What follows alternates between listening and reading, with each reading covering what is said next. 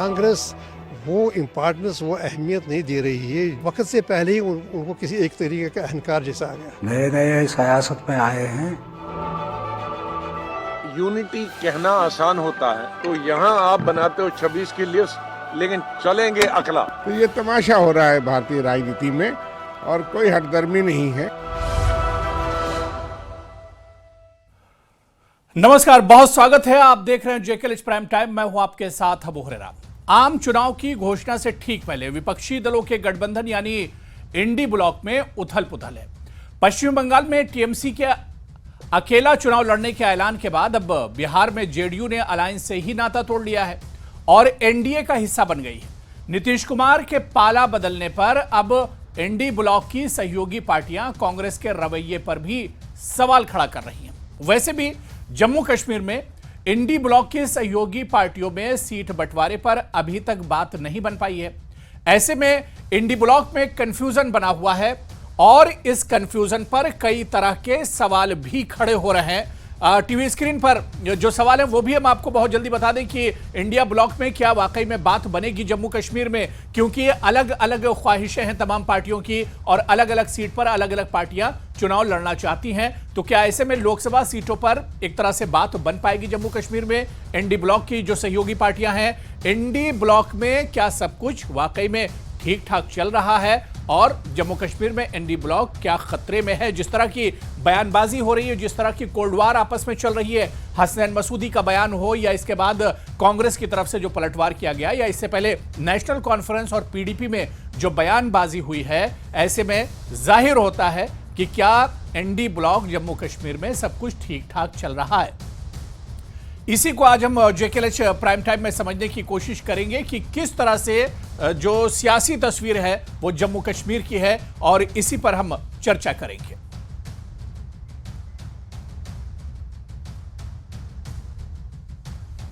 चलिए, बहुत जल्दी अपने जो खास मेहमान हमारे साथ इस चर्चा में जुड़े हैं उन मेहमानों का बहुत जल्दी आपसे इंट्रोडक्शन करा देता हूं। मेरे साथ नम्रता शर्मा है, कांग्रेस के सीनियर लीडर हैं, जम्मू कश्मीर से हमारे साथ जुड़ रही हैं चर्चा में। रतन लाल गुप्ता जी हमारे साथ, जो जम्मू प्रोविंशियल प्रेसिडेंट हैं जम्मू कश्मीर नेशनल कॉन्फ्रेंस के, वो भी इस चर्चा में हमारे साथ जुड़े हुए हैं। मेरे साथ एक और खास मेहमान सुरेंद्र अंबरदार जी, जो सीनियर लीडर हैं जम्मू कश्मीर बीजेपी के, वो भी इस चर्चा में जुड़े हैं। कुछ देर में हमारे साथ पॉलिटिकल एनालिस्ट सुहेल काजमी भी इस चर्चा में जुड़ेंगे। सभी मेहमान जो हमारे साथ जुड़े हुए हैं, सभी का बहुत स्वागत है जेकेएलएच प्राइम टाइम में। मैं सबसे पहले चर्चा रतनलाल गुप्ता जी आपसे ही शुरू करना चाहूंगा, क्योंकि बिहार में नीतीश कुमार ने इंडी ब्लॉक छोड़ दिया। ममता बनर्जी बंगाल में कह रही कि वो अपनी शर्तों पर एक तरह से चुनाव लड़ेंगी। अब इंडी ब्लॉक या इंडिया ब्लॉक जो है रतनलाल गुप्ता जी, उसे किस तरह देखा जाए? जम्मू कश्मीर में भी आपस में बयानबाजियां हो रही हैं इंडी ब्लॉक में। देखिए साहब, हिंदुस्तान की तमाम अपोजिशन पार्टीज जी मिल बैठ के ये सोचा था जी कि बीजेपी के अगेंस्ट हम एक कैंडिडेट खड़ा करें तो काफी हद तक हम बीजेपी को बात दे सकते हैं। उसी सिलसिले में पहले पटना से ही बात शुरू हुई, नीतीश कुमार जी ने ही शुरू किया और उसके बाद फिर महाराष्ट्र, बॉम्बे में, बेंगलोर में, दिल्ली में, तो चला सिलसिला तो बहुत ठीक ही चला। शुरुआत में तो बड़ा अच्छा ही रहा, लेकिन उसके बाद जूं वक्त गुजरता गया तो कुछ पार्टी जो हमारी थी सहयोगी पार्टीज, उन्होंने अपना किनारा कशी करना शुरू कर दी। मैं समझता हूं कि एक तो ये कि भाई थोड़ा डिले हो रहा था कि एक मीटिंग के दरमियान दूसरे मीटिंग के दरमियान वक्फा बहुत था। अगर बात चलनी चाहिए थी तो इमीडिएटली सीट शेयरिंग पे चलनी चाहिए थी, ताकि किसी हद तक एक दूसरे की पार्टी जो थी आपस में समझौता कर सकती है। और कांग्रेस पे, क्योंकि कांग्रेस बड़ी पार्टी थी, उन पे फराख दिली बता के उन्होंने बड़े अच्छे ढंग से जो रीजनल पार्टीज थी जिनका एक अहम रोल होता है और अहम रोल भी है, तो उनके साथ बड़े खुशरूबी के साथ अगर बातचीत चलते तो मैं समझता कि काफी हद तक ठीक होता। लेकिन बदकिस्मती है कि ममता जी के साथ बात बनी नहीं, तो उन्होंने पहले ही उन्होंने ऐलान कर दिया कि मैं तमाम सीटों पे अपने ही कैंडिडेट खड़े करेंगे।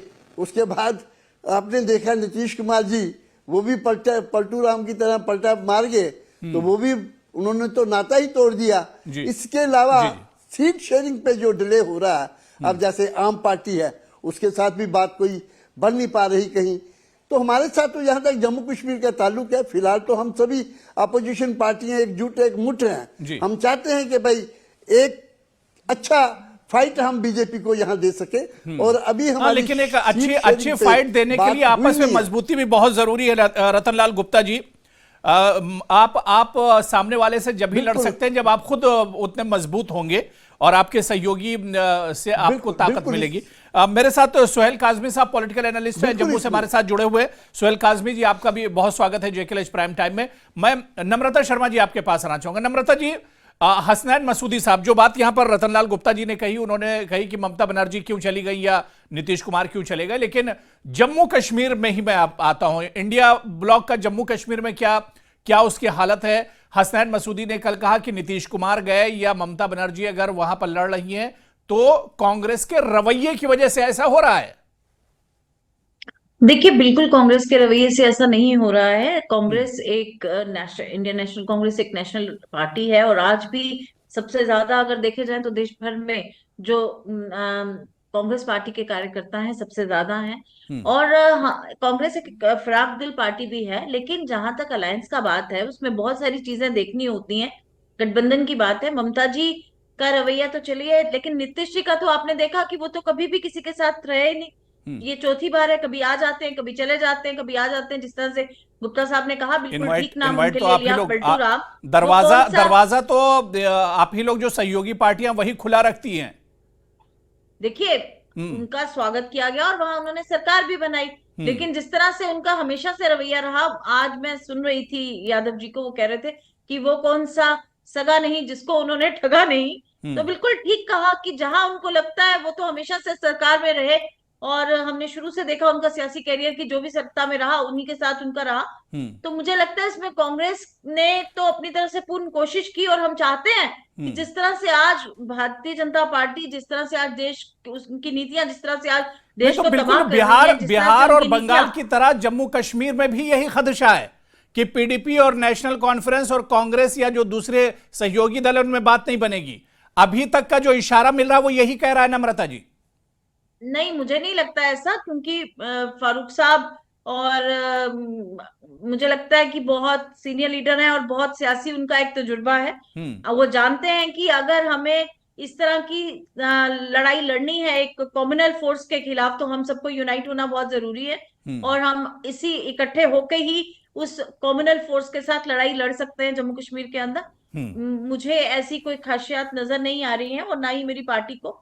हम मुझे लगता है इकट्ठे मिलकर और बहुत एक कामयाब चुनाव लड़ेंगे भारतीय जनता पार्टी के खिलाफ, और अगला आने वाला जो भी समीकरण बनेंगे मुझे लगता है बहुत ही अच्छे रहेंगे देश के लिए। आगे आने वाले जो हालात, सुरेंद्र अंबरदार जी क्योंकि मुस्कुरा रहे हैं, सुरेंद्र जी, नीतीश कुमार अब आपके पाले में आ गए हैं, और जम्मू कश्मीर में भी देखिए तो हसनैन मसूदी का कांग्रेस पर निशाना, पीडीपी का एनसी पर निशाना, एनसी का पीडीपी पर निशाना।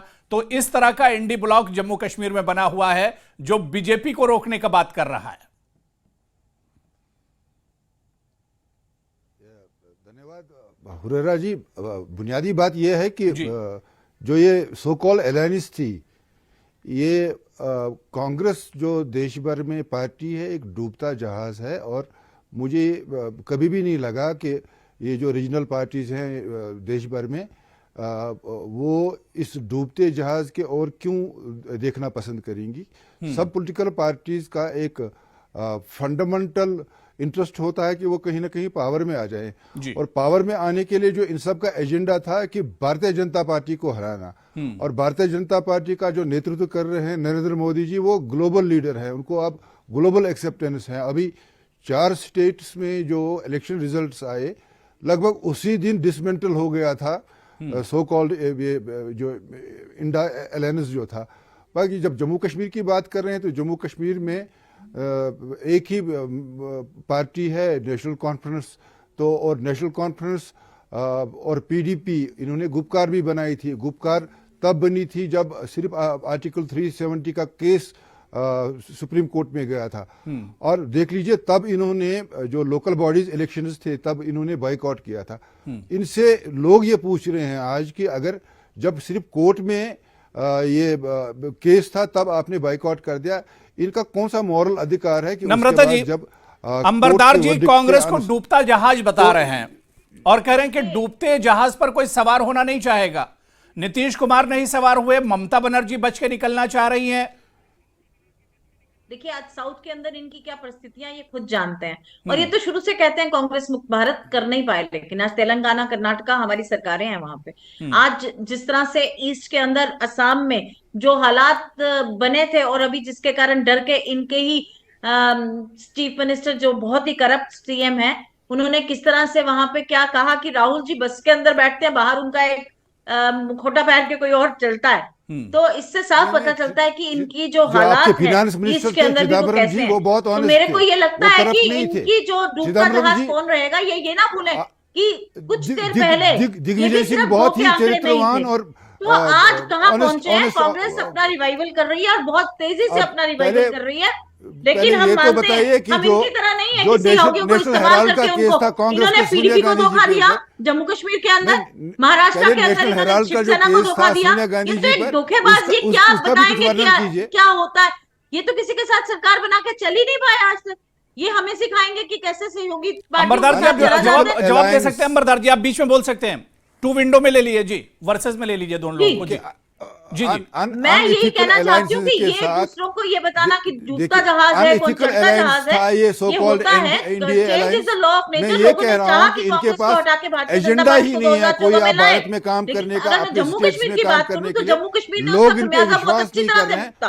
भारत के लोगों का आप मूड देख लीजिए, वो मूड रिफ्लेक्ट हो गया है अभी जब डीडीसी पीसीसी इलेक्शन रिजल्ट आए हैं। ये मूड से डर कर ही आप देख लीजिए कि ममता बनर्जी ने किनारा कर लिया। इलेक्शन हुए नहीं, आप इसी इन्होंने मूड से जो भारत का मूड है, जो बिहार का मूड है, जो नीतीश जी भी एनडीए में आ गए। और जो आपने कहा कि जम्मू कश्मीर के जो साउथ कश्मीर के जो मेंबर पार्लियामेंट है, उन्होंने भी जो टिप्पणी की कि कांग्रेस का व्यवहार, ये एनडीए के अलायंस के पार्टनर हैं जो कांग्रेस के अलायंस व्यवहार पे प्रश्न चिन्ह उठा रहे हैं। नम्रता जी तो इनकी रेलेवेंस सुरेंद्र अंबरदार जी की आवाज आप तक आ रही है? अंबरदार जी की आवाज आप तक आ रही है? जी आ रही है। हाँ देखिए सवाल खड़े कर रही हैं कांग्रेस पर, वो सवाल खड़े कर रहे हैं लगातार कि हसनैन मसूदी ने कांग्रेस पर एक तरह से इल्जाम लगाया है। अंबरदार जी देखिए ऑपोजिशन या जो भी पार्टियां हैं, मसूदी साहब कांग्रेस के एटीट्यूड पे, उनके बिहेवियर पे सवाल उठा रहा है।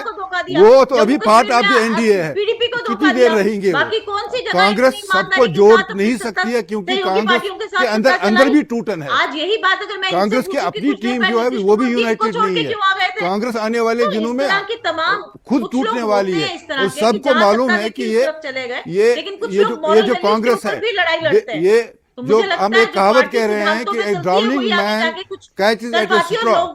सो ये सब डूबे हुए हैं, तो ये कोई भी रीजनल पॉलिटिकल पार्टी इनके साथ आइडेंटिफाई करके अपने चलिए देखिए मैंने दोनों लोगों को मौका दे दिया। मैं सुहेल काज़मी साहब को जोड़ लेता हूं। सुहेल काज़मी जी ममता बनर्जी गई, उसके बाद नीतीश कुमार ने पाला बदल लिया। जम्मू कश्मीर में सियासी सूरत हाल क्या देखते हैं इंडिया ब्लॉक को लेकर? आने वाले दिनों देखिए इंडिया ब्लॉक को लेकर जम्मू सुरेंद्र जी अब सुन लीजिए, देखिए काम की बात बता रहे हैं सुहेल काज़मी जी, काम की बात बता रहे हैं, जरा सुन लीजिए जी। सुहेल काज़मी जी। अबू हुरैरा साहब मेरी आवाज आ रही है? जी जी जी आपकी आवाज आ रही है जी सर, आ रही। कंटिन्यू। सर जम्मू कश्मीर को आप रेस्ट ऑफ द कंट्री के साथ कंपेयर ना कीजिए, क्योंकि जम्मू कश्मीर में गिनी चुनी सीटें हैं और जम्मू कश्मीर में जो रीजनल पार्टीज हैं आपकी वो दो ही हैं, पीडीपी और नेशनल कॉन्फ्रेंस। और दोनों का जो वोट बैंक है, दोनों का वोट बैंक सेम है, दोनों की कॉन्स्टिट्यूएंसी सेम है, दोनों के इलेक्शन मैनिफेस्टोस मिलते जुलते हैं, दोनों के सेंटिमेंट जम्मू कश्मीर के लोगों के साथ मिलते जुलते हैं। तो सवाल ही नहीं उठता कि ये दोनों पार्टीज अलायंस करके इलेक्शन लड़ेंगी, क्योंकि अब जम्मू कश्मीर में अपने वजूद को बचाने की जंग होगी पार्लियामेंट में। और मुझे नहीं लगता है कोई भी पार्टी जो खासकर रीजनल पार्टी है वो अलायंस में किसी मजबूरी में हो सकता है। पुंछ पार्लियामेंट्री कॉन्स्टिट्यूएंसी को लेके शायद कोई एक समीकरण ये बनाने की कोशिश कर रहे हैं जो जिसके आंकड़े मेरे सामने आ रहे हैं, लेकिन मुझे लगता नहीं कि वहां भी समीकरण बन पाएगा, क्योंकि ये इलेक्शन बड़ी डिफरेंट इलेक्शन होगी पार्लियामेंट की और इसमें हर पार्टी को, खासकर रीजनल पार्टीज को, अपने वजूद की जंग के लिए इलेक्शंस में आना है और अपना वजूद को साबित करना है कि वो लोगों की कितनी सर्वप्रिय पार्टी है। और मुझे लगता है मेरा सवाल ये भी है सुहेल काज़मी जी, क्या पूरे मुल्क में जो इंडिया ब्लॉक या इंडी ब्लॉक जो बना था, क्या आपको लग रहा है कि जम्मू कश्मीर में उसमें मजबूती आप देख पा रहे हैं? अभी तक की जो पॉलिटिकल सिचुएशन जो है, जो सिनेरियो है जम्मू कश्मीर में, क्या उसमें आपको एनडी ब्लॉक में कोई मजबूती नजर आ रही है जो दावे नेशनल कॉन्फ्रेंस की तरफ से, पीडीपी और कांग्रेस की तरफ से किए जा रहे हैं? बिल्कुल नहीं, बिल्कुल नहीं। देखिए, अभी इंडिया अलायंस को बने जुमा 8 दिन हो गए और जुमा 8 दिन में ये अलायंस का हाल क्या हो गया है, और उसको एक्यूज करने की जरूरत नहीं है बीजेपी को या किसी को। विद इन इंडिया अलायंस इतनी फूट पड़ चुकी है कि उसका असर जम्मू कश्मीर में भी होता है और बाकी रियासतों में होगा। ये सक्सेसफुल अलायंस नहीं रहेगा, क्योंकि आउट ऑफ पावर जब कोई पार्टीज रहती हैं तो कुछ डिसीजन वो फ्रस्ट्रेशन में करती हैं, और फ्रस्ट्रेशन का रिजल्ट जो होता है वो इंडी अलायंस का आपके सामने हो रहा है, और वो मुझे नहीं लगता कि जम्मू कश्मीर में उसका कोई फायदा इंडिया अलायंस का चुनाव में होगा। रतनलाल गुप्ता जी, जो बिहार में हुआ, जो नीतीश कुमार ने किया, या फिर इसके अलावा ममता बनर्जी और फिर पंजाब में जो आम आदमी पार्टी ने कहा है एनडी ब्लॉक को लेकर, अलायंस को लेकर, इसका असर जम्मू कश्मीर में भी पड़ेगा? असर तो कुछ ना कुछ होगा सर इसका। देखिए सर, जहां तक जम्मू कश्मीर का ताल्लुक है, मैंने पहले भी यही कहा कि भाई जम्मू कश्मीर में अभी तक, आज की डेट तक हमारा अलायंस मजबूत है जी, चाहे पीडीपी है, नेशनल कॉन्फ्रेंस और कांग्रेस का, इसमें कोई दो राय नहीं है। अब बात यह है कि मसूदी साहब ने भी यही कहा, उन्होंने इल्जाम नहीं लगाया, उन्होंने ये कहा कि कांग्रेस की तरफ से डिले हो रहा है, सीट शेयरिंग पे डिले करना। अभी टाइम कितना रह गया इलेक्शन के लिए, और हर पार्टी अपनी अपनी जगह सोच रही है कि हमें जल्दी से जल्दी अपने उम्मीदवार खड़े करने हैं या लाने हैं। ये उन्होंने कहा कि डिले हुआ, ममता जी भी नाराज हुई। और सीट शेयरिंग में बचा क्या है? नेशनल कॉन्फ्रेंस आप लोग 3 सीट पे लड़ेंगे ही लड़ेंगे। 3 सीटें जो नेशनल कॉन्फ्रेंस की 2019 की हैं, जो मौजूदा, वो तो आप उस पर लड़ेंगे ही लड़ेंगे। 3 सीटें और बचती हैं, अगर लद्दाख की सीट को मिला लेते, उस पर बंटवारा होना है। जी बिल्कुल दुरुस्त फरमा रहे हैं, क्योंकि एनडीए के पास इस वक्त 3 सीटें हैं और इंडिया अलायंस के पास भी 3 सीटें हैं, वो नेशनल कॉन्फ्रेंस के पास है। जो नेशनल कॉन्फ्रेंस के पास है वो तो लड़ेंगे ही लड़ेंगे हम, और बाकी जो 3 सीटें, हमारा कहना है कि सीट शेयरिंग इस पे जल्दी हो जाए। आप बोल सकते हैं बीच में, आप बोल सकते हैं सुरेंद्र अंबरदार जी, कुछ कहना चाह रहे हैं? हाईकमान जिसको कहेगी वो अपने अपने उम्मीदवार खड़े करे, ताकि ये जल्दी करे। टाइम कुछ नहीं रहा। देखिए, जो 6 हमारा जाया हो रहा है, हर जम्मू कश्मीर के 6 सीटों का जो समीकरण की बात हो रही है, उसमें 4 सीटों पे चर्चा करने की जरूरत नहीं निकले बाहर। तो इसीलिए हमारा कहना यह है कि भाई जो बाकी 3, रतनलाल जी, सुरेंद्र अंबरदार जी कुछ कहना चाह रहे हैं, सुरेंद्र अंबरदार जी कुछ कहना चाह रहे हैं। रतनलाल गुप्ता जी सुन लीजिए। सुरेंद्र जी, जो 6 पार्लियामेंट सीट्स हैं जम्मू कश्मीर में, लद्दाख को मिलाकर, उसमें 4 सीटों पे चर्चा करने की कोई जरूरत नहीं है। रही 2 सीटें जो बारामूला और श्रीनगर पार्लियामेंट्री कॉन्स्टिट्यूंसी है, उसमें मैं समझता हूं कि जस्टिस मसूदी साहब ने एक ऑफर दे दिया है। अब ये देखना है कि भारतीय जनता पार्टी उसको कितना सीरियस ले लेगी, क्योंकि अगर भारतीय जनता पार्टी जो अभी तक मेरे फीडबैक है कि कश्मीर सोसाइटी में एक बहुत बदलाव आया है, और वो नेशनल कॉन्फ्रेंस और पीडीपी, क्योंकि उनके पास कोई एजेंडा नहीं है, इसलिए कश्मीर की सोसाइटी भी इनको रिजेक्ट करने वाली है। हो सकता है कि भारतीय जनता पार्टी एक आध सीट पे इनके साथ। रतनलाल गुप्ता जल्दी से इस पर रिएक्शन दीजिए, मैं फिर नम्रता जी बड़े दुख के साथ मुझे ये कहना पड़ रहा है, नंबरदार जी कहाँ के ख्वाब देख रहे हैं और किसके ख्वाब देख रहे हैं? किस सीट पे ये लड़ना चाहेंगे? कौन सी सीट किनके पास है कश्मीर के अंदर? कश्मीर के अंदर ये टिक नहीं सकते। बीजेपी तो तमाम सीटों पर लड़ेगी। कह रहे हैं कि भाई हम हमारे सर्कल, और ये बात किस किस्म की करते हैं ये यार? इस किस्म में थोड़ी आप पॉलिटिकल पार्टी के आदमी हैं, आपको पॉलिटिक्स की बात करनी चाहिए। अमरदास जी जल्दी से जवाब दीजिए ना। मसूदी साहब ने पूछ लीजिए, उन्होंने जो ऑफर दिया है, ऑफर ग्राउंड को देखकर किया है ना। पंचायतों के इलेक्शन करवाने के लिए आदरणीय गुप्ता जी, आप कश्मीर कम आते हैं, आपको आज के कश्मीर के बारे में जानकारी कम है। कुचल के रख दिया आप लोगों ने। क्यों नहीं आपने असेंबली के इलेक्शन करवाए? 5 साल हो गए। नहीं, आपने पाकिस्तान को जम्मू कश्मीर में लाकर बहुत देश का मान बढ़ाया है। आपने करप्शन को जम्मू कश्मीर में लाकर बहुत मान बढ़ाया है। आपने जम्मू कश्मीर के अंदर आपने सेपरेटिज्म को कश्मीर में प्रमोट करके बहुत मान बढ़ाया है, इसलिए रहने दीजिए। और कश्मीर की बात कर रहे हैं, कहाँ जुम्मन में 140 सीटें आपने डीडीसी बात यह है कि आज कश्मीर दो सीटें आपने बैठ गए और आज आप डेमोक्रेसी और कश्मीर के मालिक बन रहे हैं। चलिए ठीक है मैं गुप्ता जी देखिए मैंने टाइम दे दिया, नम्रता की बात हो गई। नम्रता जी कुछ कह रही है। नम्रता जी देखिए, रतनलाल गुप्ता जी जो इंडी ब्लॉक के आपके सहयोगी, उन्होंने कहा कि कांग्रेस की तरफ से देरी हो रही है, सीट बंटवारे पर बात होनी चाहिए। एक तरफ बीजेपी होमवर्क में बहुत आगे है, वो बूथ लेवल तक, वर्कर तक, वोटर्स तक पहुंचकर तैयारी कर रही है, और अभी यहाँ सीट बंटवारे पर बात नहीं होगी। नम्रता जी, बूथ लेवल ट्रेनिंग की जरूरत नहीं, ईवीएम उनके लिए सब काम कर देगी। बल्कि मैं ये कहना चाहती हूँ, मैं इनसे अंबरदार सबको ये बताना चाहती हूँ कि जो ये अभी बता रहे थे कि कभी भी किसी के साथ कांग्रेस पार्टी चल नहीं सकती, कांग्रेस पार्टी ये कर रही है, तो मैं इन्हें ध्यान में दिलाना चाहती हूँ कि 2014 में जब ये पीडीपी के साथ आए और जब इन्होंने सत्ता छोड़ी 2018 के अंदर, तो इन्होंने पीडीपी का क्या हशर किया, किस तरह से उसको तोड़ के एक और रीजनल पार्टी यहाँ तैयार कर दी, और फिर कांग्रेस को तोड़ने की कोशिश कर दी, फिर एक और पार्टी यहाँ खड़ी कर दी। तो इन जम्मू कश्मीर के लोग बहुत बारीकी के साथ इन सब परिस्थितियों को देख रहे हैं, और आज जो हालात दोबारा से ही जिस तरह से पेश साहब का दोबारा पीडीपी में जाना नजर में आता पॉलिटिकल एनालिसिस आम समाज का अधिकार नहीं है। अंबरदार साहब क्या बताना समाज के लोग सरपंच नहीं बन सकते, आम समाज के लोग असेंबली में नहीं जा सकते हैं, आम समाज को पार्लियामेंट में जाने का अधिकार नहीं है। ये किस तरह की बात कर रही है नम्रता जी की पार्टी को खड़ा कर दिया।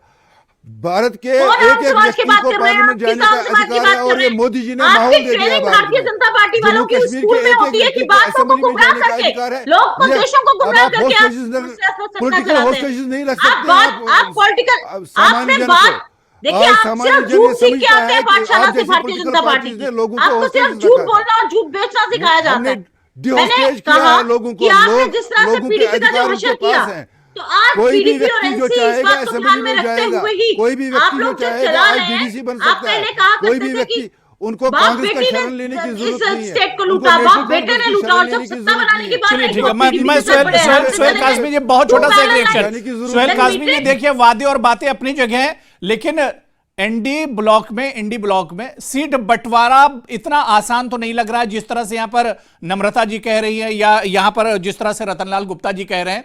मुश्किल तो होगा, अब ये किस तरह से होता है ये देखना बहुत अहम होगा। सुहेल काज़मी जी देखिए, अबू हुरैरा साहब, मैंने आपसे पहले कहा कि अनंतनाग पुंछ की सीट को छोड़ के शायद उस पर ये कोशिश कर रहे हैं अलायंस करने की, लेकिन उस पर भी सहमति नहीं बनेगी। मैं पुंछ के इलाके से बिलोंग करता हूं, मैं गया वहां 2-3 बार, और उसके अलावा इंडिया ब्लॉक जो है पूरे जम्मू कश्मीर में एग्जिस्ट नहीं करेगा। पार्लियामेंट इलेक्शन में अपने अपने वजूद की जंग होगी, अपने अपने वोटर्स को रिझाने की जंग होगी। वक्त कम है, मुझे लगता है सब पार्टीज को काम करना शुरू कर देना चाहिए और अपनी अपनी आइडेंटिटी की जंग में। बिल्कुल जाहिर सी बात है कि अब क्या इंडिया ब्लॉक जम्मू कश्मीर में भी बात बन पाएगी? अब वक्त कम है, लेकिन अभी तक जो बात रतनलाल गुप्ता जी कह रहे थे कि कांग्रेस की तरफ से अभी सीट बंटवारे पर ही एक तरह से चर्चा नहीं हुई, इस पर अभी मंथन नहीं किया जा रहा है, तो क्या बात बनेगी? क्या ये इंडिया ब्लॉक जो है जम्मू कश्मीर में बीजेपी का मजबूती के साथ मुकाबला करेगा आने वाले दिनों में? यह देखना बहुत अहम होगा। बहुत बहुत शुक्रिया, बड़ी अच्छी बातचीत हुई हमारे साथ जुड़ने के लिए। सुहेल काज़मी साहब, सुरेंद्र अंबरदार जी, रतनलाल गुप्ता साहब और नम्रता शर्मा जी, सभी का बहुत बहुत शुक्रिया। तो जेकेएल प्राइम टाइम में आज फिलहाल इतना ही। कल फिर किसी बड़े इशू के साथ हाजिर होंगे। जब तक के लिए नमस्कार। कांग्रेस वो इम्पोर्टेंस, वो अहमियत नहीं दे रही है। वक्त से पहले ही उनको किसी एक तरीके का अहंकार जैसा आ गया। नए नए सियासत में आए हैं। यूनिटी कहना आसान होता है, तो यहाँ आप बनाते हो 26 की लिस्ट, लेकिन चलेंगे अकेला। तो ये तमाशा हो रहा है भारतीय राजनीति में, और कोई हटदर्मी नहीं है।